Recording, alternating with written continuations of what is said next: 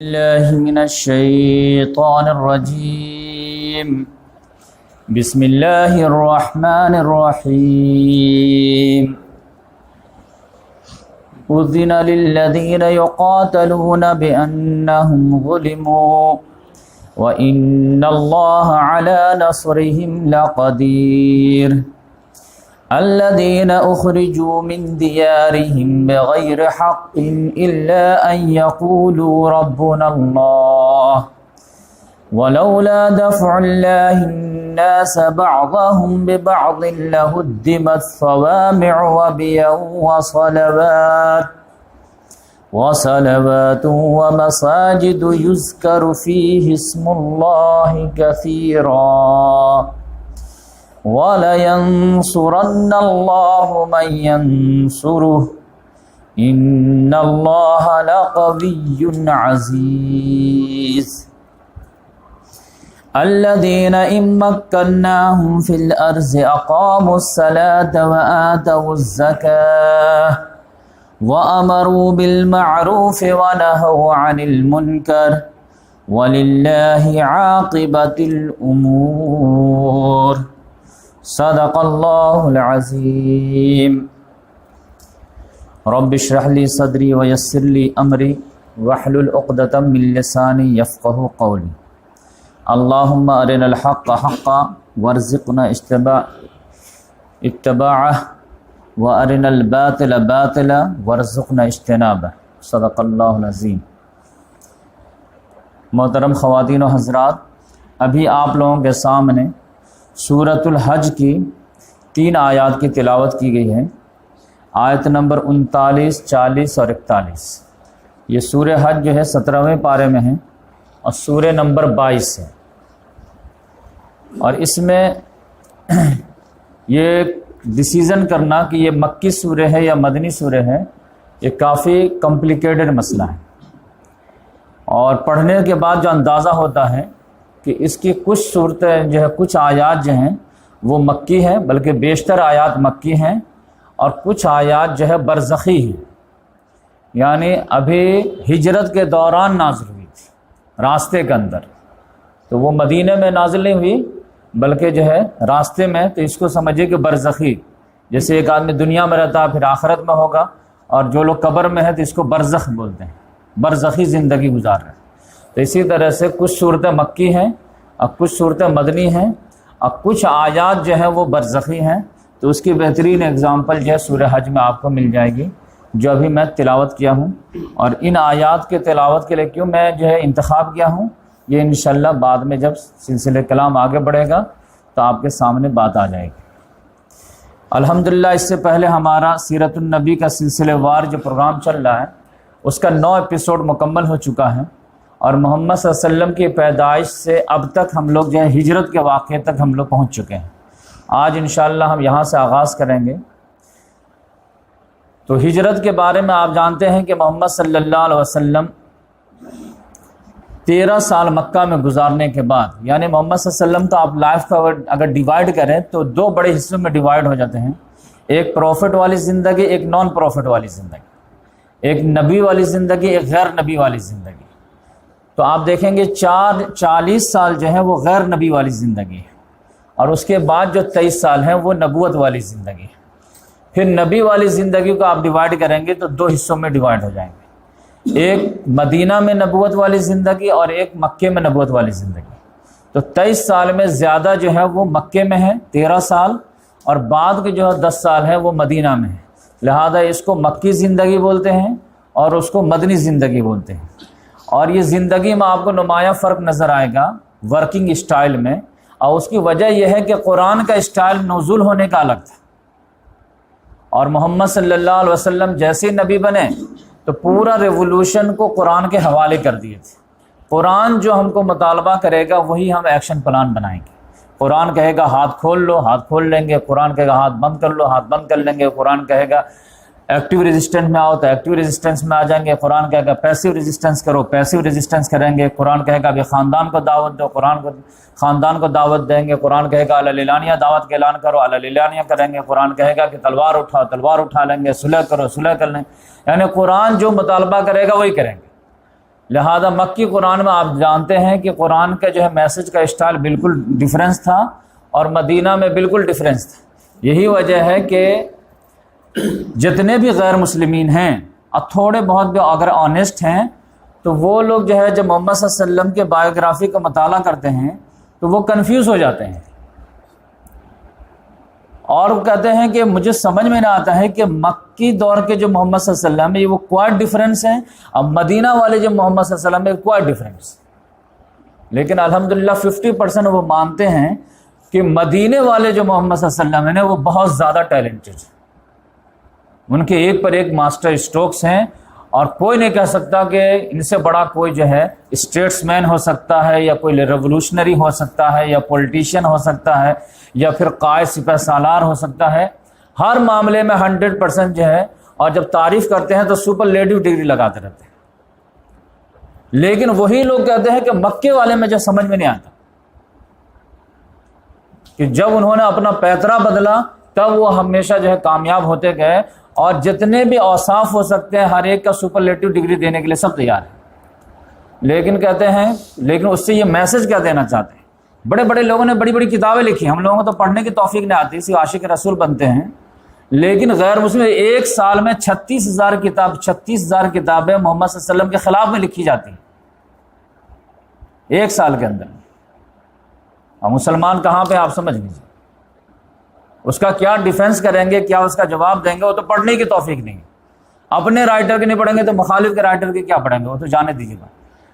اس میں جو ہے ایک آدمی تو اتنا بڑا جو ہے موٹی موٹی کتابیں لکھا، محمد at Mecca, Muhammad at Medina, اور اس میں جو ہے اس نے محمد ایٹ مدینہ میں جو کتاب لکھا نا تو سپرلیٹو کے جو ہے بوچھار بارش کر دیا۔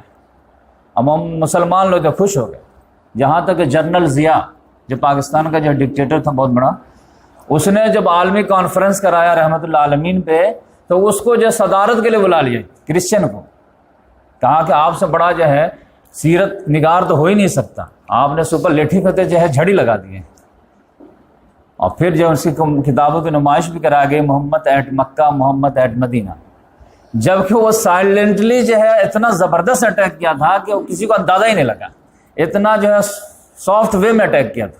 سافٹ وے میں کیا اٹیک کیا تھا کہ وہ میسج یہ دینا چاہ رہا تھا کہ ان کے اوپر جو ہے کوئی داغ لگائیں یہ تو ہو نہیں سکتا ہے، اگر کوئی تھوکے گا تو اپنے منہ پہ آئے گا، لیکن یہ ہے کہ ہم کنفیوز ہیں ان کی سیرت کو پڑھ کر کے کہ مکے والے جو محمد ہیں وہ کوائٹ ڈفرینس ہے مدینے والے محمد سے، اور مدینے والے جو محمد ہے وہ کوائٹ ڈفرینس ہے مکے والے سے۔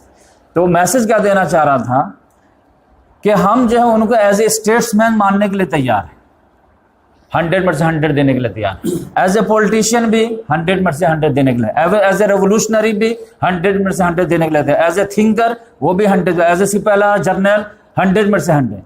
لیکن مکے میں وہ مجھے فیل نظر آتے ہیں ایز اے پروفٹ، کہ وہ جو معاملہ تھا کہ گلی گلی میں گھوم گھوم کر دعوت دینا، اور کوئی جو ہے گالی دے تو اس کے بدلے میں دعائیں دینا، اور کوئی پتھر مارے تو اس کو جو پھول پیش کرنا، اور پھر جو ہے اسٹریٹ پریچنگ جو چل رہا تھا اور اخلاق کردار یہ سب، وہ لگتا ہے کہ 13 سال جھیلتے جھیلتے اس کے بعد ہمت جواب دے گئے تو انہوں نے بھی وہی ہتھیار اٹھا لیے جو سب اٹھاتے۔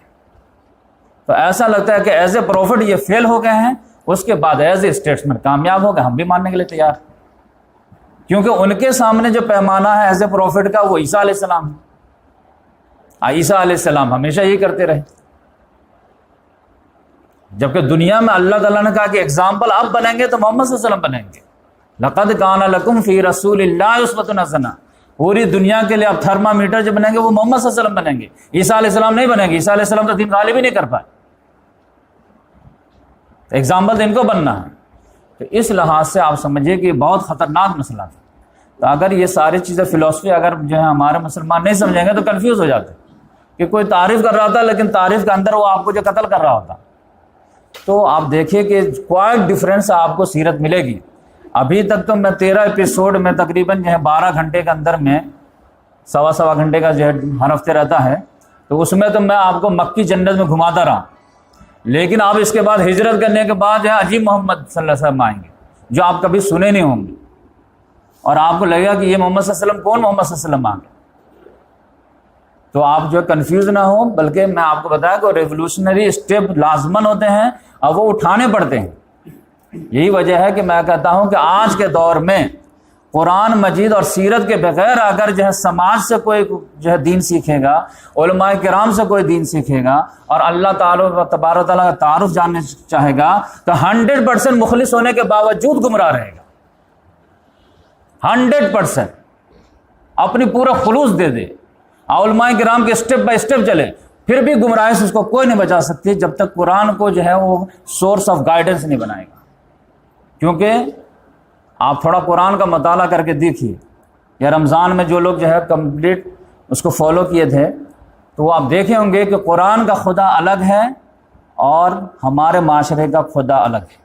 جو انٹروڈکشن کرایا گیا ہمارے یہاں تو صرف غفور رحیم ہی بتایا گیا، غفور رحیم ہے، غفور رحیم، حرام کا کام کرتے جاؤ اللہ تعالیٰ غفور رحیم۔ ایسا لگتا ہے کہ بہت بڑا پولیٹیشین ہے کہ 5 سال تک تو تم کو ان کی ضرورت پڑتی ہے، 5 سال کے بعد ان کو تمہاری ضرورت پڑ جاتی ہے تو وہ بھی تم کو خوش کرنے میں مجبور ہے۔ جبکہ اللہ تعالیٰ قرآن میں جو اپنا تعارف کراتا ہے وہ کہتا نہیں، نبئ عبادی انی انا الغفور الرحیم وان عذابی هو العذاب العلیم، مجھے تمہاری ضرورت نہیں، تمہیں میری ضرورت ہے، میں ایسی کی تیسی کر دوں گا تمہاری۔ تو اس لحاظ سے قرآن مجید کا اللہ ہی کا تعارف جب جو ہے کمپلیٹ نہیں ہوا ہے تو پورا دین کہاں سے ہو گیا ہے؟ تو جب آپ سیرت سنیں گے تو آپ کہیں گے یہ کہاں سے بات آ گئی، یہ تو میں کبھی سنا ہی نہیں، تو یہ نہیں سنے تو یہ آپ کا قصور ہے، میرا قصور نہیں ہے۔ بہت سارے لڑکے آتے ہیں گھر پہ کہتے ہیں مولانا یہ بات تو میں کبھی سنا ہی نہیں، تعجب کی بات، لگتا کہ کتنے جو ہے سیرت کا مطالعہ کر چکے، کتنا قرآن کو ٹائم دے چکے کہ بہت تعجب کی بات ہے کہ آپ یہ بات نہیں سنے۔ آپ اتھارٹی ہیں کیا؟ ایک کتاب نہیں پڑھے آپ نہیں سنے تو کون سے؟ نہیں سن لیے تو یہ تعجب کی بات، نہیں سنے تو کوئی تعجب کی بات ہی نہیں، جب آپ پڑھے ہی نہیں ہیں تو آپ نہیں سنے تو کون سی تعجب کی بات؟ تو اس لحاظ سے میں تمہیدی بات جو پہلے کر دیا کہ بات تو وہی سنائی جائے گی جو قرآن حدیث میں ہو، لہٰذا کسی کا جو لحاظ نہیں کیا جائے گا، جس کو ماننا ہے وہ مانے، نہیں ماننا نہیں مانے، لیکن اگر کسی کو کراس چیکنگ کرنا ہے تو آپ قرآن حدیث کا سہارا لیں، کیونکہ اوتھینٹک وہ جو قرآن مجید ہے اور اوتھینٹک سورس جو ہے محمد صلی اللہ علیہ وسلم۔ اور پھر جو ہے مسلمانوں کی طرف سے جو ذمہ داری آپ دی گئی ہے آپ سمجھ لیجیے، یہ بھی ایک گمراہی کا بہت بڑا شعبہ ہے کہ زیادہ سے زیادہ میسج دینے کی کوشش ہوتی ہے علماء کرام کی، وہ کیا ہے کہ آپ جھوٹ نہ بولیں، سچ بولیں، حرام نہ کھائیں، حلال کھائیں، حرام کمائی نہ اختیار کریں، حلال کمائی اختیار کریں، یعنی انڈیویجول کیریکٹر پر حد سے زیادہ زور دیا جاتا ہے، اور تمام علماء کرام اس پہ متفق میں ہیں، اور الحمدللہ یہ بات صحیح بھی ہے کہ پہلے جو انڈیویجول کیریکٹر بن جائے، اینٹ سالڈ ہونی چاہیے، کیریکٹر وغیرہ، بیہیویئر وغیرہ، یہ ساری چیز ہونی چاہیے، اس کے بعد آپ ٹھیک ہے تو بہت بہترین، آپ سے بڑا جنتی کون ہو سکتا ہے؟ مطلب آپ کی عبادات بھی ٹھیک ہے، آپ کے اخلاق بھی ٹھیک ہے، آپ کا کردار بھی ٹھیک ہے، تو آپ سے زیادہ گڈ پرسن ہے ہی نہیں۔ جبکہ قرآن پڑھیں گے تو کہے گا یہ تو 50% معاملہ سالو ہوا، ابھی تو اصل ٹیسٹ تمہارا باقی ہے کہ تم نے جو سالڈ اینٹ تیار ہوئے تو اس سے عمارت بنی کہ نہیں بنی۔ تو اسلام کا جو ہے کوئی معاشرہ قائم کر کے دکھائے کہ نہیں دکھائے؟ اسلام کا 10% آپ کا اجتماعی لحاظ سے آپ کا اس میں کنٹریبیوشن آیا کہ نہیں ہوا؟ تو اس لحاظ سے پتا چلا کہ ہمارے یہاں تو یہ سینس آف رسپانسبلٹی جنریٹ کی نہیں جاتے کہ آپ کی اجتماعی بھی کوئی ذمہ داری ہے۔ آپ کے انڈیویجول کیریکٹر پہ جتنا زور دیا گیا وہ اس لیے کہ اجتماعی اینٹ جب جڑے گی تو آپ کا اینٹ کھوکھلا نہ ہو، دیوار کی کمزوری کا سبب نہ بنے، لیکن اینٹ کو پکا کر کے مطلب کیا ہوا اگر وہ دیوار میں نہ جڑنے کے لیے تیار۔ تو اس لحاظ سے جو ہے سیرت پڑھیں گے تو آپ کو پتا چلے گا، قرآن پڑھیں گے تو آپ کو پتا چلے گا کہ آپ کا جو انڈیویجول اخلاق کردار بنایا گیا تھا وہ اس لیے بنایا گیا تھا کہ مضبوط عمارت تیار ہو سکے، لیکن وہ عمارت کی طرف سے تو آپ کا سینس ہی نہیں تھا، تو لہذا آپ جو ہے جتنا بتایا جائے گا اتنے کنٹریبیوشن کریں گے۔ آپ کو بتا دیا جائے کہ بھائی ایک جگہ جو مسجد بنی ہے اس میں جو ہے 10,000 روپیہ خرچ ہے تو آپ کہیں گے 200 روپیہ مجھ سے بھی لے لو، لیکن آپ کو بتایا نہیں 2 کروڑ روپیہ خرچ ہے تب آپ کہیں گے 2,000 مجھ سے لے جاؤ۔ تو جتنی بڑی ذمہ داری رہے گی اتنی بڑی یہ ہے۔ تو ہمارے یہاں تو ذمہ داری ہی کو نہیں بتائے گے تو جو ہے آدمی کنٹریبیوشن دے تو کیا دے۔ تو اس لحاظ سے آپ سمجھ لیجئے کہ امت کے ہر فرد کی جو ہے انڈیویجول ذمہ داری ہے کہ پہلے اپنے کیریکٹر کو درست کر لیں تاکہ اس کے وجہ سے اسلام بدنام نہ ہو۔ لیکن اچھا جو بنایا گیا وہ کس لیے کہ آپ کے ذریعے سے پھر خیر پھیلنا چاہیے، آپ کے ذریعے سے لوگوں کو اسلام کی طرف آنے کے میں جو ہے مددگار ہونے چاہیے، اور آپ اچھے بن گئے اور پھر اچھے کا کوئی فائدہ نہیں ہوا تو پھر فائدہ کیا ہوا؟ کوئی لڑکا ڈاکٹر بن جائے، MBBS میں ایڈمیشن لے لے، جیسے اس کا ایڈمیشن ہوتا ہے مبارکبادی کے سلسلے شروع ہو جاتے ہیں، سب لوگ خوشیاں منانے لگتے ہیں، جھومنے لگتے ہیں، خرچ بھی کرتے ہیں، سب چیز کرتے ہیں، اور پھر وہ ڈگری لینے کے بعد بہترین انٹرنشپ کرنے کے بعد گھر میں آ کے بیٹھ جائے، اگر ہم تو MBBS ڈاکٹر ہیں، ہم تو MBBS ڈاکٹر ہیں، تو ٹھیک ہے کہیں نسبت بھی لگ جائے گی، شادی بھی ہو جائے گی، لیکن 2-4 سال کے بعد جو ہے گالی پڑنے شروع ہو جائیں گی کہ اس سے بڑا بیوقوف کوئی نہیں ہے کہ باپ کا جو 20-25 لاکھ روپیہ بھی خرچ کرا دیا اور کلینک کھولنے کے لیے تیار نہیں، اب مریض کو جو شفا دینے کے جو ہے ٹھیک کرنے کے لیے تیار نہیں ہو گیا، نہیں میں پڑھ لیا ہوں، میرے پاس ہے وہ ہنر، ہمارے بچے بیمار پڑیں گے ہم ٹھیک کر لیں۔ ارے بچے کے لیے تم کو جو بنایا گیا تھا ڈاکٹر، کہ پورے سماج کے لیے بنایا گیا تھا۔ تو اسی لحاظ سے اگر کوئی لڑکا ہے، کوئی عالم ہو گیا ہے، کوئی فاضل ہو گیا ہے، پورا قرآن جان گیا، پورا حدیث جان گیا، آپ کی اسٹڈی ہو گئی، تو آپ جو ہے یہ جو کیریکٹر بلڈنگ بن گیا ہے، تو فائدہ کس کو ہے؟ تو اس لحاظ سے جو ہے میں جو ہے کل مہاڑ میں تھا، تو ایک آدمی نے بہت اچھی تقریر کی اور کہا کہ مسلمانوں کے زوال میں سے ایک زوال یہ بھی ہے کہ ہمارے یہاں جو ہے جب لوگ ریٹائرمنٹ ہوتے ہیں نا، تب کہتے ہیں کہ اب میں آرام کروں۔ تو علی احمد شمسی صاحب شاید تقریر کر رہے تھے، انہوں نے کہا کہ بھائیو ریٹائرمنٹ کے بعد ہی تو اصل آپ کا کام شروع ہوتا ہے، کیونکہ آپ کے پاس تجربات آ جاتے ہیں، آپ کے پاس ٹیلنٹ آ جاتے ہیں، آپ کے پاس جو صلاحیتیں آ جاتی ہیں، اور اب تک تو آپ تو اپنے بیوی بال بچوں کے لیے کام کیا، اب امت کے لیے کام کرنا ہے، اب آپ کو نیشن بلڈنگ کے لیے دھیان دینا ہے، کیونکہ آپ فارغ ہو گئے، اللہ تعالیٰ نے آپ کو فرصت دے دیا۔ تو مجھے ان کی بات بڑی زبردست لگی کہ ہاں واقعی میں، کیونکہ کام تو آپ کو مرتے دم تک کرنا ہے، یہ آرام کا تو ڈھکوسلا نہیں، آرام زیادہ سے زیادہ کیا ہوتا ہے، 2 دن کا آرام ہوتا ہے، آپ نے جو 2 مہینہ 4 مہینہ جو ہے خوب جم کے کام کیے ہیں، 2-4 دن کے لیے ریسٹ کر لیجیے، ورنہ مستقل آرام رہے تو وہ بھی پریشانی ہو جاتی ہے، اور مستقل کام رہے تو وہ بھی پریشانی ہو جاتی ہے۔ تو یہ آپ غیروں میں دیکھیں گے جو بھی جو ہے ڈیولپ نیشن رہتے ہیں نا، ان کے بڑے بوڑھے مرتے دم تک کام کرتے ہیں، ہاں جو جس عمر میں ہے اس لحاظ سے کام کرے گا۔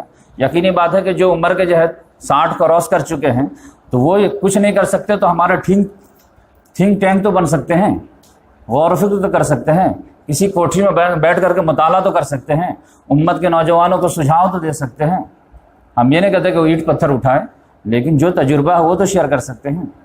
تو اس لحاظ سے جو ہے میں سمجھا کہ تمہیدی گفتگو کر لیتا ہوں۔ آج ہجرت جو ہے ہم انشاءاللہ شروع کریں گے۔ محمد صلی اللہ علیہ وسلم جمعہ کے دن جو ہے جمعرات کو جو ہے غار میں گئے تھے، جمعہ سنیچر، اتوار کو محمد صلی اللہ، سوموار کو محمد صلی اللہ علیہ وسلم نکلے ہیں وہاں سے، اور 8 دن کے بعد جو ہے قباء میں جو ہے پھر سوموار کو ہی جو ہے جمع ہوئے۔ اور آج لگتا ہے کہ سیرت کے بجائے جو ہے ادھر ہی ادھر کی گفتگو ہوتی رہے گی۔ آج میں ایک اور چیز کلیئر کر دیتا ہوں، یہ آئے جو ہے عام طور سے لوگوں کو سمجھ میں نہیں آتی، لیکن آج جو ہے ریلیونٹ ہو گیا ہے، تو یہ بات سمجھ میں آ جائے گی، بہت قیمتی تحفہ مل جائے گا آپ لوگ۔ کہ ایک قرآن میں بار بار جگہ ہے کہ افمن شرح اللہ صدرہ للاسلام، کہ اللہ تبارک و تعالیٰ جس کے ساتھ بھلائی کا ارادہ کرتا ہے تو اس کا سینہ اسلام کے لیے کھول دیتا ہے، شرح صدر عطا کر دیتا ہے۔ تو یہ شرح صدر کیا ہے، یہ بات سمجھ لیجیے، سینہ کو اوپن کر دینا۔ جیسے کوئی لڑکی ہے، اب نقاب کے لیے جب بڑی ہو گئی ہے تو اب نقاب لگانا ضروری ہے، تو اب یہ ہے کہ اگر سینہ اس کا مطلب جو ہے اوپن نہیں ہوا ہے تو خاندانی پریشر میں تو نقاب تو لگائے گی، لیکن اگر وہ کانوینٹ میں پڑھی ہے اور اس کو جو حیا شرم کا جو ہے درس بالکل کھرچ کے نکال دیا گیا ہے، تو اب وہ جو ہے بوجھل دل سے جو ہے نقاب لگائے گی، جیسے موقع ملے گا ویسے پھینک دے گا، اب پھر دیکھے گا بھائی باپ دیکھ رہا تو پھر لگا لے گا۔ تو اب یہ یقینی بات ہے کہ اوپن مائنڈیڈ اور اوپن ہارٹ سے جو ہے وہ نہیں لگا رہی ہے۔ تو اس کا جو ہے مجھے خود ہی اپنا تجربہ ہوا تو میں تھوڑا شیئر کرتا ہوں کہ یہ اللہ تعالیٰ جو ہے اسلام کے لیے جو سینہ کھول دیتا ہے، یعنی ہر حکم اسلام کا لگے کہ یہی میری دل کی خواہش تھی۔ سود حرام، ہاں میں چاہتا ہوں کہ ہاں میں بھی چاہتا ہوں کہ حرام ہونا چاہیے۔ تو اس میں جو ایک ایگزامپل جو ہے آپ کو ٹیسٹ فیل ہوگا کہ جب یہاں پہ جو سیرت النبی کا پروگرام کا جو بات چلی کہ سیرت النبی کا پروگرام آغاز ہونا چاہیے، تو جو ہمارے ساتھی ہیں انہوں نے کہا کہ منڈے کے دن جو رکھا جائے گا اور جو ہے مغرب کے بعد، تو مجھے بالکل سمجھ میں نہیں آیا کہ منڈے کے دن اب مغرب بعد، تو دونوں مجھے آکورڈ لگا، اور میں جو اپنے حساب سوچ رہا تھا کہ وہ یا تو جمعہ ہو یا سنڈے ہو اور عشاء کے بعد پریفریبل ہو۔ لیکن چونکہ میں ان کی بہت عزت کرتا ہوں تو میں جو ہے تھوڑا آرگو نہیں کر پایا. میں کہا کہ اگر سنڈے وغیرہ ہو. انہوں نے کہا نہیں منڈے اچھا رہے گا. اور انہوں نے جو دلیل دیا کہ سنڈے کو کچھ دنوں کے بعد مولانا دیکھے گا شادیاں وغیرہ بہت زیادہ نکلیں گی تو حاضری کم رہے گی. اب مغرب کے بعد میں جو ہے عشاء تک جو ہے لوگ فری ہو جائیں گے تو پھر جو ہے لوگ آرام سے جا کر کے گھر پہ سو لیں گے اور پھر فجر میں اٹھیں گے. لیکن میرا جو ہے دل و اطمینان نہیں ہوا کہ مزہ نہیں آیا. سنڈے ہونا چاہیے یا جمعہ ہونا چاہیے یا عشاء بعد ہونا چاہیے. اب بہت سارے دوست احباب بھی کہہ رہے تھے عشاء بعد ہوتا تو میں جاب سے آ جاتا یہ وہ. لیکن میں کہا کہ ٹھیک ہے بھائی ہم کو اسی جو ہے اجازت ہی مل گئی تھی. یہ بہت بڑی غنیمت ہے اللہ تعالیٰ کے ہم اسی پہ شکریہ ادا کرتے ہیں. اور پھر جن کو آنا ہوگا آئیں گے, نہیں آنا ہوگا نہیں آئیں گے. اور پھر میں دوسرے حساب سے سوچا کہ ہمارا جو ہے عشاء بعد ایک درس چلتا ہے سنوبر ہال میں, ایک یہاں پہ مغرب بعد ہو جائے گا تو پھر کسی کو کہنے کا موقع یہ نہیں ملے گا کہ میں جو ہے اتنا بجے سے بھائی دونوں میں سے کسی ایک جگہ آ جائیے, آپ عشاء بعد والے میں ادھر آ جائیے, مغرب بعد میں ادھر آ جائیے. تو میں بھی اپنے ذہن کو مطمئن کرنے کی کوشش کیا لیکن بہت زیادہ سیٹسفائڈ نہیں. لیکن ٹھیک ہے آپ شروع کر دیے ہیں. اور میرا ایک معاملہ یہ ہے کہ ایک آیت مجھے ان تمام معاملوں میں بہت کنسول کرتی ہے کہ فَإِذَا عَزَمْتَ فَتَوَكَّلْ عَلَى اللَّهِ. جب فیصلہ ہو گیا تو اب گو ہے. اب یہ مت دیکھو یہ ہو جاتا اف اور بٹ ہٹا دو. ہاں جب تک فیصلہ نہیں ہوا تب تک ہم خوب آرگو کریں گے, دم دار کریں گے, سب چیز کریں گے. ایک بار ڈیسیژن ہو گیا تو ہو. لیکن یقینی بات ہے کہ آدمی دل ہی کی سنتا ہے, وہ مطمئن ہو نہیں رہا تھا. تو 2-3 درس تو بوجھل دل سے ہی دیتا رہا لیکن میں گو ہٹ والا تھا. اچانک میں کالج میں جو ہے وہ سال پہ اور مہینے پہ اور دن پہ جو ہے ایک لیکچر بچوں کو دے رہا تھا 12 آرٹس میں. اسی میں جو ہے دن کی فضیلت وغیرہ میں جب بیان کر رہا تھا کہ جمعہ کے دن کی کیا فضیلت ہے, اس کی کیا ہے, تو اسی میں پیر کا دن کا بات آ گئی. تو پیر کے دن میں نے کہا کہ محمد صلی اللہ علیہ وسلم کی پیدائش پیر کے دن ہوئی. پھر میں پڑھا محمد صلی اللہ علیہ وسلم جو ہے نبوت ملی ہے تو پیر کے دن ملی. محمد صلی اللہ علیہ وسلم ہجرت کر کے مدینہ پہنچے ہیں تو غار ثور سے نکلے ہیں تو پیر کے دن نکلے ہیں. اور قباء پہنچے ہیں تو پیر کے دن پہنچے ہیں. اب محمد صلی اللہ علیہ وسلم نے فرمایا کہ میری وفات جو ہوگی, پیشن گوئی فرمائے تھے کہ میری وفات جو ہوگی وہ پیر کے دن ہوگی. تو میں کہا یہ 5 دن پیر جن رہا. تو میں نے لڑکیوں سے سوال کیا ایک چھٹا چیز بھی ہے پیر کے دن. کہا کیا سر؟ میں کہا کہ سیرت النبی کا پروگرام کا آغاز بھی کس دن ہوا ہے؟ تو کہا پیر کے دن. نیکسٹ ہفتے ہوگا تو کس دن؟ تو پیر کے دن. اور ہمیشہ ہوتا رہے گا تو کس دن؟ پیر کے دن. میں کہا کہ 8 ہو گئے. تو اس وقت میرا سینہ کھل گیا کہ پیر کا دن جو ہے الحمدللہ میں سیٹسفائڈ ہو گیا. تو اب اس میں پیر والا جو ہے سوال جو ہے دماغ سے نکل گیا. مغرب بعد والا باقی ہے لیکن انشاءاللہ کوشش کریں گے کہ اللہ تعالیٰ وہ بھی نکال دے. تو یہ جو ہوتا ہے یہ شرح صدر ہوتا ہے کہ کسی کی آپ کو دلیل مل جاتی ہے تو آپ کا دل جو ہے اوپن ہو جاتا ہے اور پھر اس کے بعد عمل کرنے پہ بھی مزہ زیادہ آ جاتا ہے. تو اس لحاظ سے جو ہے محمد صلی اللہ علیہ وسلم پیر کے دن جو ہے وہاں سے نکلے. راستے میں جو ہے ایک واقعہ تو میں آپ کو سنا دیا ہوں سراقہ بن جاشم کا, کہ وہ جو گھوڑا سے پیچھا کیے لیکن جیسے پہنچنے والے تھے ان کا گھوڑا پھسل جاتا تھا یا دھس جاتا تھا. پھر بعد میں انہوں نے کہا کہ رکیے اور میں آپ سے جو ہے بری نیت سے ملنا نہیں چاہتا, اچھی نیت سے ملنا چاہتا. تو پھر محمد صلی اللہ علیہ وسلم رک گئے. تو انہوں نے پورا بتایا کہ آپ کے پیچھے جو ہے دونوں کے پیچھے ہر ایک کے 100 انعام رکھا گیا ہے سر کے اوپر, اور سب لوگ آپ کو تلاش رہے ہیں. تو میں ہی تھا جو آپ کے قریب آ گیا. تو ایسا یہ ہے کہ بہت سارے مال سامان آپ جا رہے ہیں تو کچھ چاہیے ہم سے تو لے لیجئے. تو محمد صلی اللہ علیہ وسلم نے کہا بارک اللہ, آپ کے مال میں اللہ برکت دے, ہمیں آپ سے کچھ نہیں چاہیے. اچھا اگر تم بہت مخلص بنتے ہو تو میری ایک ریکویسٹ ہے وہ قبول کر لو. کیا ہے آپ کی ریکویسٹ؟ بس یہ ہے کہ مجھے تم دیکھ لیا ہو نا تو اب یہ بات کو راز میں رکھنا, کسی کو ڈسکلوز مت کرنا. بس اتنا کر سکتے ہو تو بہت بڑی مہربانی, باقی تم اپنا مال اپنے پاس رکھو. انہوں نے کہا کہ ہاں ہم اس کو ڈسکلوز نہیں کریں گے, لیکن میری بھی ایک ریکویسٹ. کیا ہے ریکویسٹ؟ تو مجھے ایک امان نامہ لکھ کر کے دے دیجئے کہ جب آپ دوبارہ مکہ کو کیپچر کریں گے تو ہم لوگ مجھ کو معاف کر دیں گے. تو محمد صلی اللہ علیہ وسلم نے کہا لکھ دو. محمد صلی اللہ علیہ وسلم لکھنا پڑھنا تو جانتے نہیں تھے. عامر بن فہیرہ جو تھے وہ غلام تھے, وہ لکھنا پڑھنا جانتے تھے. تو آپ سمجھیے کہ قلم دوا ساتھ میں لے کے چلے ہوں گے, کچھ ہو نہ ہو قلم دوا ساتھ میں ہے, اور فوراً کا لکھ کر کے دے دینا. اور لکھ کر کے دے گا تو اس سے جب ہم آپ سے سیف ہو گئے. تو محمد صلی اللہ علیہ وسلم نے کہا ایک اور خوشی پہ خوشی, کہ سراقہ اس وقت تمہاری کیا کیفیت ہوگی جب تمہارے ہاتھ میں کسرا کے کنگن ہوں گے. وہ تو اچھل گئے دم. کسرا کے اندر اہل فارس کہاں, تو آپ تو کہا با اتنی بڑی بشارت دے رہا آپ. اب پھر وہ چلے گئے. جیسے ہی واپس آ رہے تھے کہ 4-5 گھوڑ سوار ان کو ملے راستے میں اور اسی راستے پیچھا کرتے ہیں. لیکن انہوں نے کہا رکو رکو, کہاں جا رہے؟ کہا بس جس کے لیے تم دوڑو ویسے ہم بھی دوڑ رہے ہیں. کہا نہیں, میں تو ادھر بہت دور تک کھوج کر کے آ گیا ہوں, کوئی کچھ نہیں ہے, ٹائم ویسٹ مت کرو, دوسرے طرف جاؤ. تو اس لحاظ سے انہوں نے ایک مدد کر دیے اور وہ سارے لوگوں کو بھیج دیے. اب محمد صلی اللہ علیہ وسلم آگے بڑھتے گئے. اب محمد صلی اللہ علیہ وسلم قرآن کی تلاوت کر رہے تھے. ایک جگہ جب بہت تیز بھوک لگی محمد صلی اللہ علیہ وسلم کو, تو ابو بکر صدیق رضی اللہ تعالیٰ عنہ فرماتے ہیں کہ ہم لوگ رکے. اب رکے تو ایک عورت تھی, معبد اس کے بچے کا نام تھا, تو اسی کو وجہ سے ابو معبد ہو گئے, ام معبد ہو گئے. ماں جو ہے ام معبد, اب باپ جو ابو معبد. تو وہ ام معبد جو عورت تھی وہ بہت سخی عورت تھی. اب وہ اپنے جو ہے قبیلے کے باہر جو ہے گھر کے باہر بیٹھ جاتی تھی اور اتنے اچھے نیچر کی تھی کہ ہر گزرنے والوں کو کھلاتی پلاتی رہتی تھی. یعنی مسافر کو پانی پلانا, کھانا کھلانا, یہ سب اس کا اپنا ایک ہابی تھا. تو وہ مشہور تھی ایک دم ام معبد خزائیہ. تو محمد صلی اللہ علیہ وسلم کو لگا کہ یہ عورت تو مشہور ہے, سب کو کھلاتی ہے, تو ہم لوگ کو بھی کھلائے گی. تو محمد صلی اللہ علیہ وسلم نے کہا کہ رکتے ہیں یہاں پر اور ان سے کچھ درخواست کرتے ہیں, بھوک بہت تیز لگی ہے. تو محمد صلی اللہ علیہ وسلم نے کہا کہ کچھ ہم لوگوں کے جو ہے ضیافت کریں گے آپ. تو انہوں نے کہا کہ ضیافت تو ہمارے نیچر میں گھٹی گھٹی میں ہے, لیکن ابھی 61 سالی کا زمانہ ہے, ہمارے پاس کچھ ہے ہی نہیں کھلانے کے لیے. بس وہی شوق جو ہے اس کو جیسے ہم بیٹھ گئے ہوں آگے باہر کر کے, لیکن ہے نہیں کسی کو کچھ دینے کے لیے.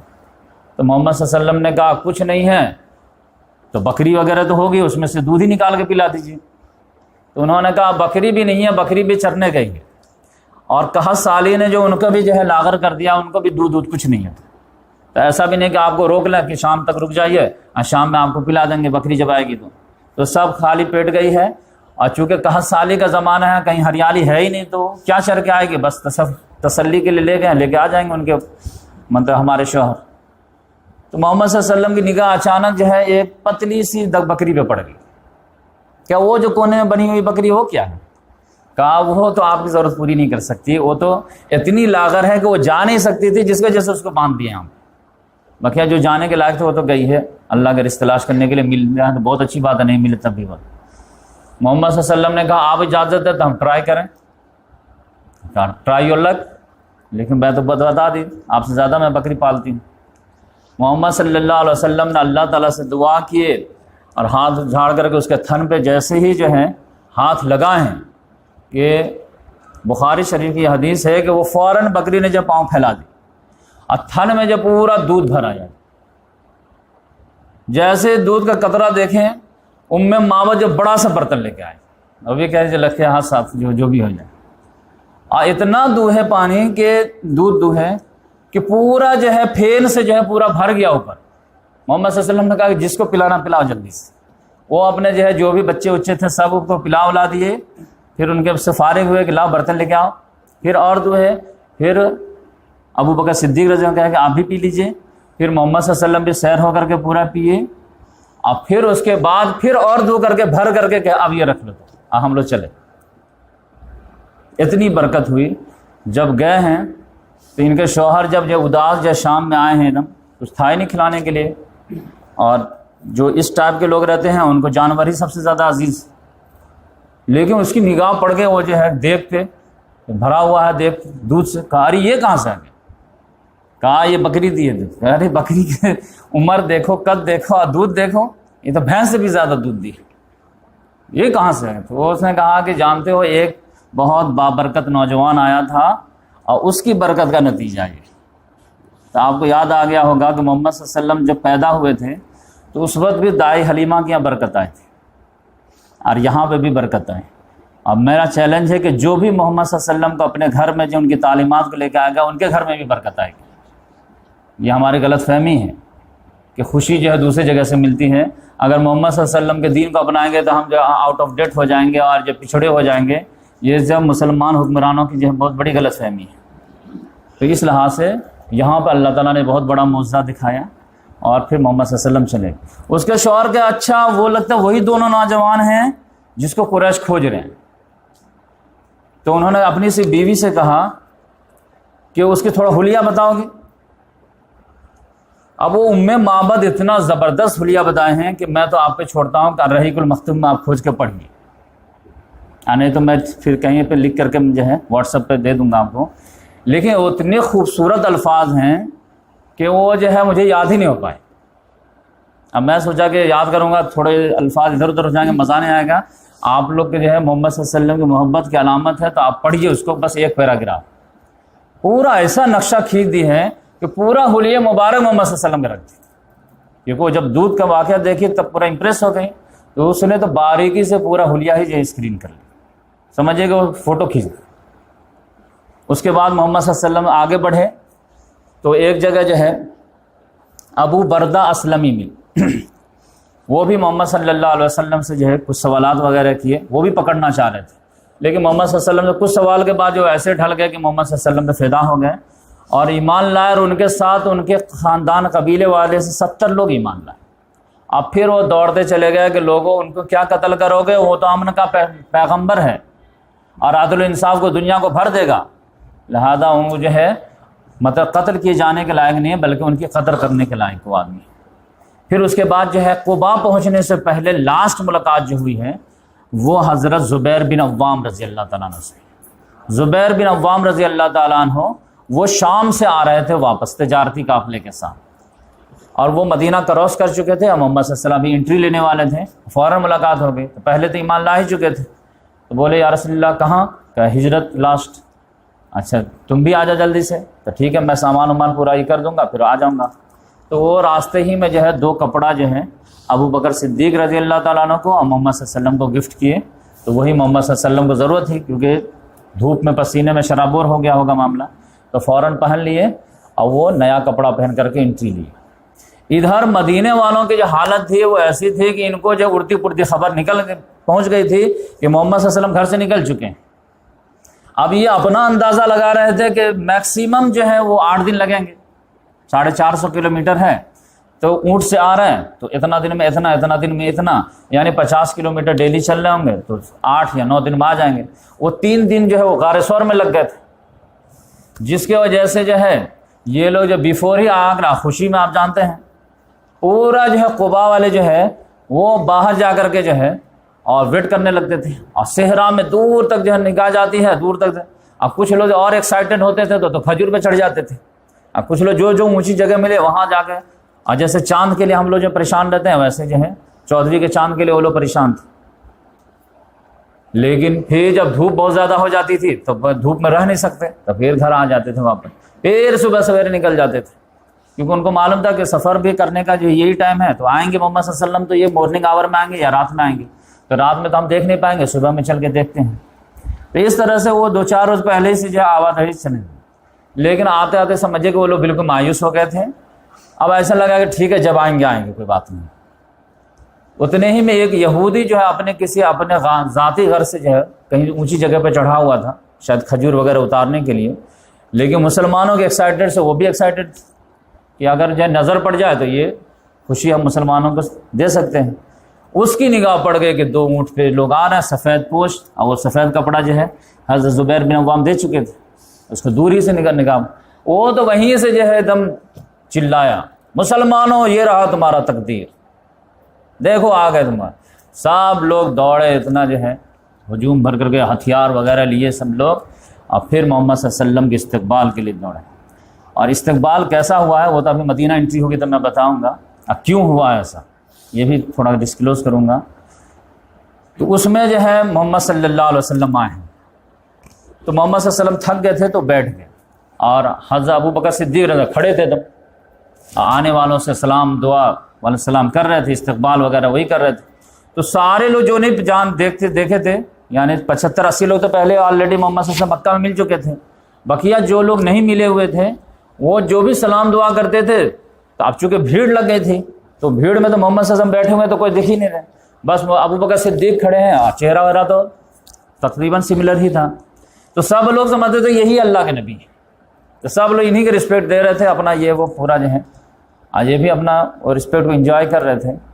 لیکن جب دھوپ تیز ہوئی ہے، اب محمد صلی اللہ علیہ وسلم کو دھوپ لگنے لگی ہے، تب ابو بکر صدیق رضی اللہ تعالیٰ نے فوراً اپنا چادر لیا، چادر تان دیے سائے کے لیے، تب لوگوں کو کنفیوژن دور ہوا کہ اچھا یہ خاتم ہے، یہ جو ہے نبی ہیں، تب ان کو سب دھیان دینے لگے۔ تو اس طرح سے محمد صلی اللہ علیہ وسلم ایک میسج دیے کہ مطلب دوستوں کے ساتھ رہو تو ایسا رہو کہ لوگ پہچان ہی نہ پائیں کہ آپ کون ہیں، آپ کون کیا ہے، یعنی یہ غرور کا سب سے بہترین علاج ہے۔ اور یہاں پر تو آپ دیکھیں گے کہ جو ہے لوگ جو ہے ابو بکر صدیق رضی اللہ تعالیٰ عنہ محمد صلی اللہ علیہ وسلم کو پہچاننے میں کنفیوز ہوئے۔